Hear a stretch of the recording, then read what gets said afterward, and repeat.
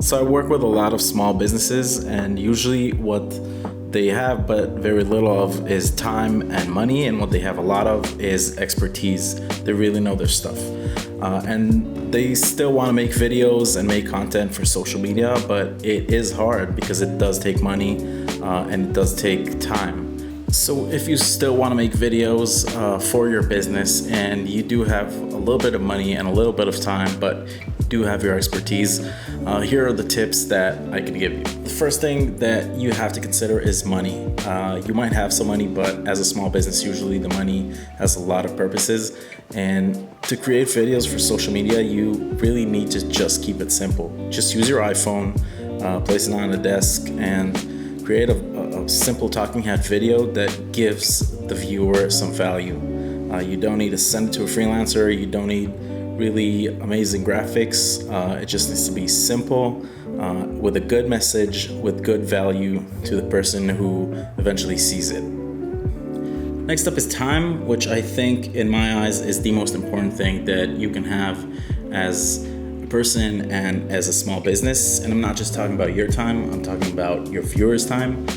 Because it's so important and you have so little of, it is very important that you provide value in the videos that you make. So when you keep the video simple, you can focus more on the value that you give the viewers. And I think that is the most important thing. Don't waste time on creating very complicated videos, long form with graphics and stuff like that.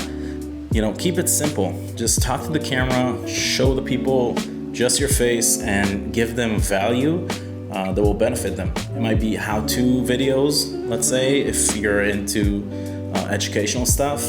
It can be testimonials. It can be a lot of things that can help them connect and will take a lot less time than it would than creating, a video with graphics and hiring a cameraman, having photo shoots and all that.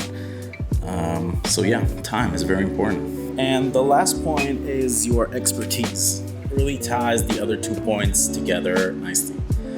Because you're an expert in whatever you do, you really don't have to be a social media guru, social media expert, or photographer, whatever.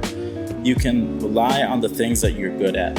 So in your content, use a lot of testimonials, tell your story, tell the story of the business, showcase who you are and what you're good at. And that will reflect in more authentic content. It'll save you time because it's easier to create that content, and will save you money because you can literally just use your phone, find a nice place like this or whatever, and create a short video. That's pretty much it.